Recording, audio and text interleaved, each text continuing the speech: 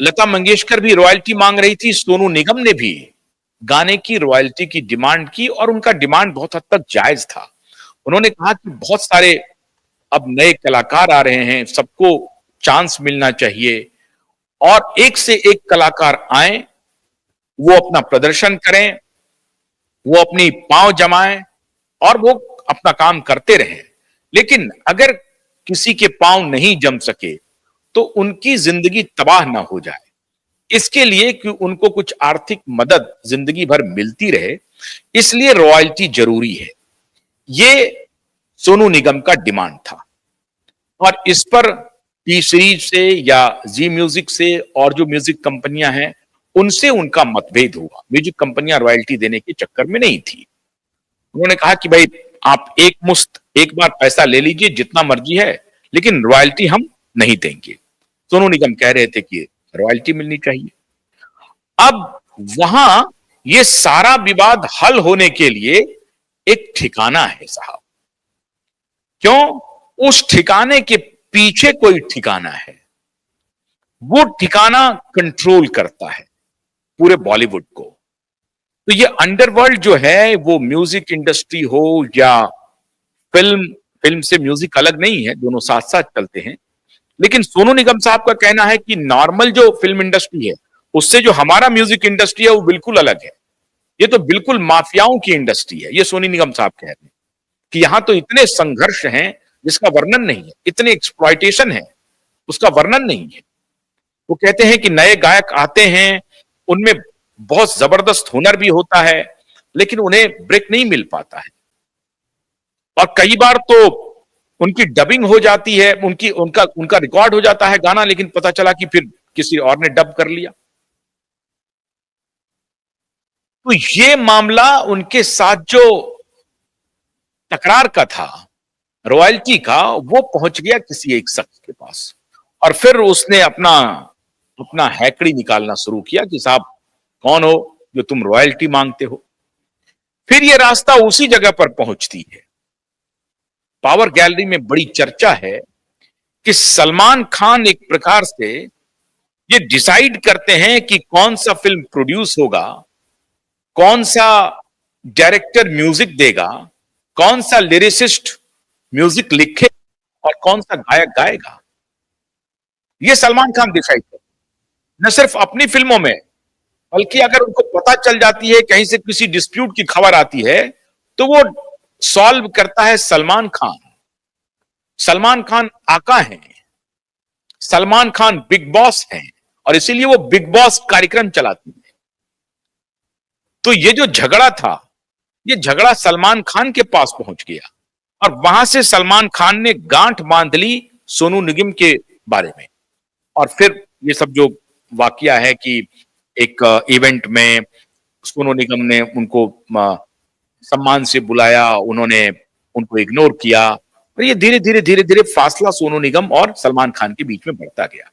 हालात ये हो गए कि सोनू निगम के बहुत सारे गाने जो उनकी फिल्मों में थे, पता चला कि जहां जहां सोनू निगम का पार्ट था वो पार्ट सलमान खान ने डब कर लिया।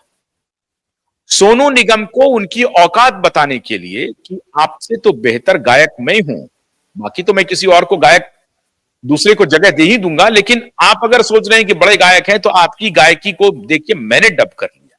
और कई फिल्मों में उसने ऐसा किया और सोनू निगम को कहा कि आप अपनी औकात में रहिए। जब जब मौका मिला सलमान खान को, उन्होंने सोनू निगम को उनकी औकात बताई। ये बात मैं तब की कह रहा हूं जब सुशांत की मृत्यु हुई थी और उसके बाद जो कुछ लोग थे जिन्होंने इस मुद्दे को, हालांकि उस वक्त तक शायद सोनू निगम को ये पूरी जानकारी नहीं थी कि ये साहब ये सुसाइड नहीं है, ये मर्डर है, कोल्ड ब्लडेड मर्डर है और लोगों की इसमें आस्था है कि ये कोल्ड ब्लडेड मर्डर है। ये लोग, सारे लोग चिल्ला चिल्ला के बोल रहे हैं। इंक्वायरी अभी तक रिपोर्ट आनी है तो आएगी ही 27 फरवरी के बारे में मैं अभी और बहुत कुछ बताने वाला हूं, लेकिन आज नहीं, अभी वक्त है उसमें। तो सोनू निगम ने उस वक्त अपना मुंह खोला था और सोनू निगम ने कहा था कि जो परिस्थिति आज इसके साथ बनी है, सुशांत के साथ बनी है, वो बहुत जल्द आप देखेंगे कि किसी म्यूजिक डायरेक्टर के साथ ना हो जाए। तो पहले मैं आपको वो वीडियो सुनाना चाहता हूं जिसमें उनका दर्द किस प्रकार से छलक रहा है सोनू निगम का। उसके बाद मैं अरिजीत सिंह के बारे में बताता हूं कि किस प्रकार से अरिजीत सिंह इस शख्स से मिन्नत करता रहा, गिड़गिड़ाता रहा, सब कुछ किया, लेकिन इस शख्स ने उसे माफ नहीं किया। लेकिन अब सोनू निगम और अरिजीत सिंह की क्या बात है, क्यों मैंने आज जिक्र किया है, ये बताऊंगा। पहले आप सोनू निगम का वो वीडियो सुनिए जो बेहद महत्वपूर्ण है। आप लोगों ने सुना भी होगा, लेकिन मैं दोबारा आपकी याददाश्त को ताजा करने के लिए ये मैं वीडियो प्ले कर रहा हूं। मैं गा रहा हूं और कोई बोल रहा है कि वही एक्टर जिस एक्टर के ऊपर आजकल उंगलियां उठ रही हैं, वो एक्टर बोल रहा है जिसको मत दबाओ, और उसने अरिजीत सिंह के साथ मिलकर रखा है। तो ये क्या है? मतलब अरे, how can you use your power like that? Good morning, नमस्ते। मैंने बहुत दिन से वीलॉग नहीं किया। मैंने मूड नहीं था एक्चुअली। पूरा भारत कई